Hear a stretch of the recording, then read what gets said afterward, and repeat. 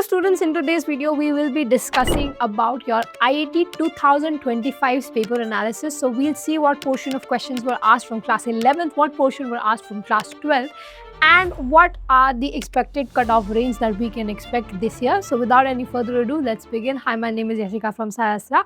So let's begin our video, right?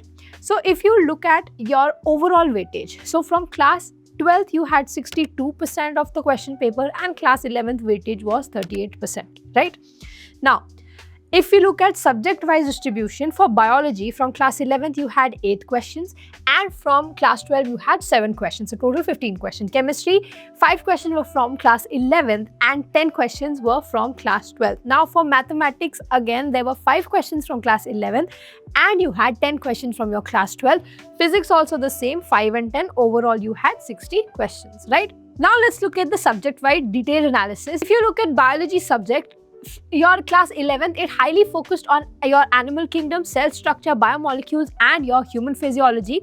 And from your class 12 you had genetics, your molecular biology and your ecology. The key units were reproduction in organism, that is haploidy and the ploidies, and your molecular inheritance and ecosystem dynamics. So this was all about your class 11th and 12th biology syllabus. Now if you look at chemistry, in chemistry your class 11th we saw questions from chemical bonding, your MO theory and your thermodynamics.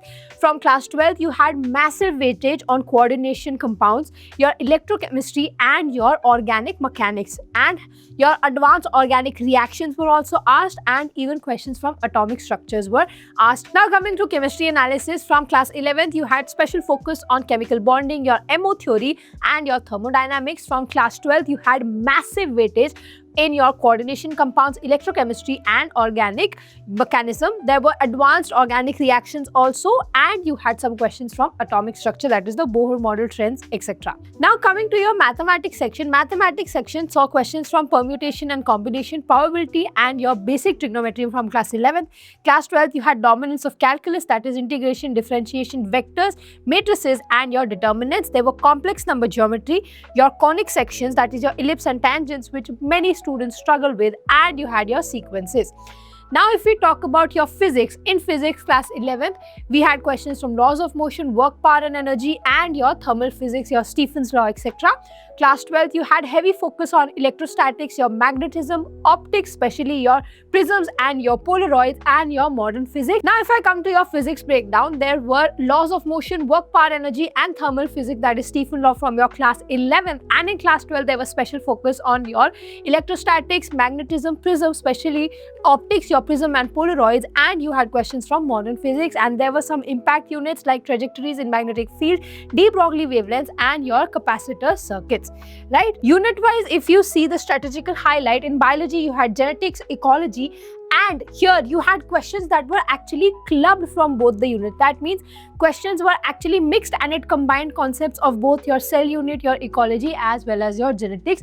Chemistry, mostly you had coordination compound, and electrochemistry are non-negotiable, right? We all know that for your IIT scoring. And for maths and physics you had calculus in maths and electromagnetism in physics, that is dictated your difficulty level for the paper, right? If you're also preparing for your IIT 2026 examination, all you need to do is actually start giving more and more mocks, practice all the more so that you can gain speed and accuracy.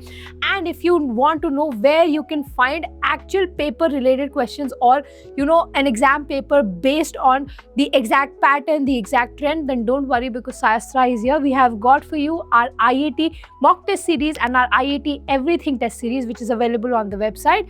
So do not forget, go check it out and enroll and give your mock so that you can also reach your dream institute this year, be it IISc Bangalore, be it 7 IISERs or be it IISc Kolkata. Now based on this question paper, we all know that IISc cutoff closed around on 215 marks. This year we are expecting the cutoff to be around the same range, 220 plus should be your safe score.